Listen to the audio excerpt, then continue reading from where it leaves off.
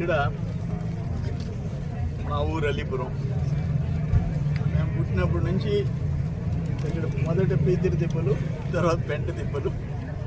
సోమరెడ్డి ఇల్లు ఎక్కడ అంటే పెంట తిప్పలు దాటితే ఆయన ఇల్లు వస్తుందని చెప్పేవాళ్ళు. నేను అది నారాయణ గారికి చెప్పా. నారాయణ గారు అనుకుంటే దాని అంతా చూస్తాడు. సరే, ఓవరాల్గా జగన్మోహన్ రెడ్డి పేర్చిపోయిన చెత్త క్లియర్ చేస్తున్నాడు నారాయణ గారు మంత్రిగా, మున్సిపల్ మంత్రిగా అని నేను గమనించా. వాటికి 2-3 సార్లు అడిగా.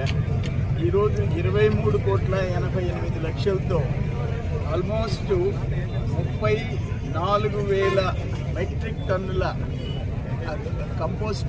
ఈ కంపోస్ట్ యార్డ్ నుంచి ప్రాసెస్ చేసి 20% సిమెంట్ ఫ్యాక్టరీస్ పంపించి ప్లాస్టిక్ ఇక్కడ నుంచి లేకుండా చేసి మిగతాది ఏదైనా ఉంటే ఎర్త్ అండ్ సాయిల్ ఉంటే ఎక్కడన్నా ఫిల్లింగ్ పంపించి ప్రాబ్లం లేకుండా అక్టోబర్కి అంతా క్లియర్ చేస్తామని చెప్పి నాకు ఆల్రెడీ అసెంబ్లీలో చెప్పారు. ఈరోజు ఫౌండేషన్ వేశారు, పని మొదలైపోయింది. చాలా సంతోషం. మా అడ్రస్ మారిపోయింది. ఇక్కడ పార్క్ వస్తే పార్క్ అవతల సోమిరెడ్డి అని వస్తుంది.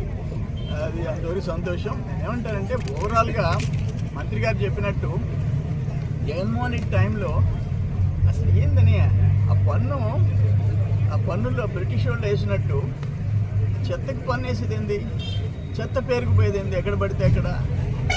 ఇది దురదృష్టం, అన్ఫార్చునేట్. మినిస్టర్ గారు చెప్పినట్టు ఓవరాల్గా ఎన్నో లక్షల టన్నులు వదిలేసేసి ఆ ప్రజలు అనుభవించారు. 85 lakh tons, 85 లక్షల టన్నులు చెత్త పేరుకుపోయేది ఏంది, దానికి మళ్ళీ చెత్త పన్ను వేసేది. ఇటువంటి పరిస్థితి లాస్ట్ 5 years చూసాం. సో వాట్ ఎవర్ నారాయణ గారు అటుండే మిషన్ల కంటే ఒకటి అనుకున్నా అంటే ఇంకా స్పీడ్గా పనిచేస్తాడు.